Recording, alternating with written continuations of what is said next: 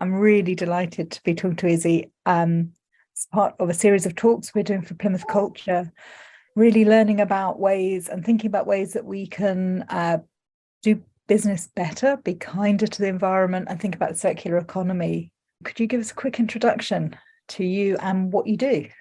Yeah, sure. So I am Izzy. I graduated in zoology in 2000. So my main motivation from a professional, personal perspective is about preventing further devastation to our natural habitat and environment. And I've always kind of worked within recycling and composting and the circular economy and social economy. And most recently, in the kind of the focus around this particular conversation is around apparel exchange, which is a social enterprise that I set up really in response to the level of consumption and waste around young people's fashion and clothing, footwear that they need. And it is essentially kind of a pre-loved retail shop in Glasgow on the south side, and we have an online shop as well. And the focus on children's, young people's clothes, I think is amazing, because fast fashion is one thing, but actually when children are growing, of course they're going to need new clothes. I mean, young people grow so quickly from, right from the very beginning of birth, and there is just that high throughput, and it's worse than fast fashion essentially.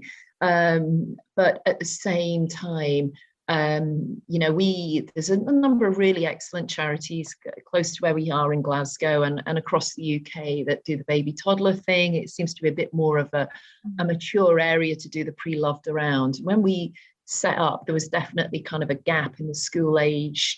And so when we originally set up, we were all about, looking at school uniform and providing like a circular service around that, so people never owned it. They paid us probably £100 a year and they got access to all the uniform that they needed. And if they grew mid-year, then they would just get the next size up. And we would kind of endlessly sort of circulate that product and manage it at a city level. So it would really start to slow down the input from kind of the big retailers and brands who supply uniform. And we would really, really start to kind of own and disrupt that market. And the reality of that vision, it was kind of more challenging to get to. We focused on the reuse, but fundamentally, as a social economy organization, like that really at the heart of this is the people. And so we also said, look, it doesn't matter. Every young person should understand the impacts of clothing and feel empowered to make choices. So our mantra has been, knowledge is empowerment. So we've always worked with Glasgow City primary schools, and we're now starting to work with more high schools to give them, a snapshot of, the supply chain of clothing, the impacts, and give them the knowledge and the understanding of what they can do to make a difference. So we've really put the autonomy of a young person at the heart of it, and that because young kids really get it. That's really powerfully put. I think that's so interesting, because I think there's one narrative, which is once young people start going to school, that's when they start comparing themselves to others a bit more and thinking, oh, I want to wear those clothes. And if you can embed, I guess, you want to wear clothes that are cool because they're good for the environment and they're still stylish. Yeah. Then you've made the change, right? Yeah. So that piece of really allowing a young person to actually have knowledge and feel powerful in their clothing decisions is huge. Actually, it's really huge. It is. What's the experience like for people as they come into the shop, and do they get it? It's a really cozy space, and merchandising is really important. What we've done is we kind of put things in groupings, so it's not just done by age, which is what you find a lot of charity shops do, but we've got a swimwear section and kind of light jackets, and then we've got all the summer dresses and shorts and things like that. But we also dress like in any typical shop. We dress the mannequins. We do look at what trends are coming up. We pull outfits together. So we really want people to come in and imagine themselves buying from here and really getting over that perception that buying secondhand is difficult, or it's a mess, or there's nothing that will fit them. So we're very conscious of I just making it super easy. So being really thoughtful about that is important, and not doing it by age is really important too. We're not gender specific either. I mean, certain product groups, we are like the swimming costumes are in a place and the trunks are in a place, but there's not really a defined boys and girls zone either, because, gender is less relevance now than ever before. So I'm going to come to how busy you are in a bit, but you've got an online shop, you've got an offline shop, then you've got the bundles that are.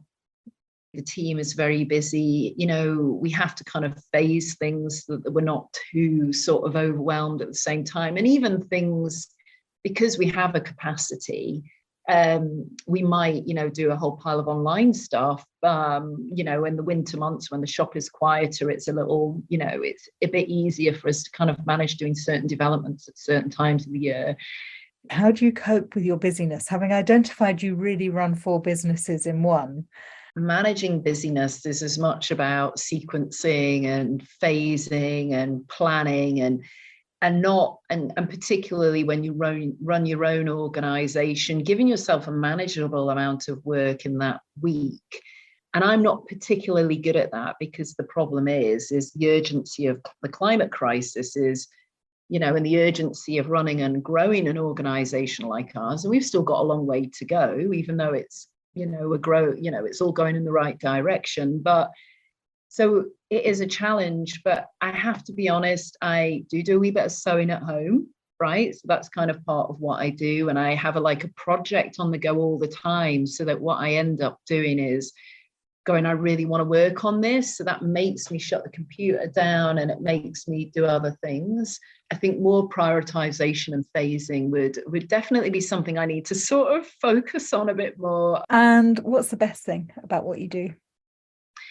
Well, I mean, the best thing is being really proactive in this really destructive space, which is great, and really offering something that people love. It's been, a lot of hard work just to get to this point. And when you look at consumer trends, and, we have constantly had to sort of adapt, and yet we're still seeing no real, when it comes to kind of UK, Scottish government policy interventions, which I feel are really leveling the playing field for responsible, transparent businesses like ours versus corporates and capitalism, so until that really changes, things like the circular economy, the social circular economy, are never going to thrive, because the people who exploit the planet are still able to do so and sell all that cheaply.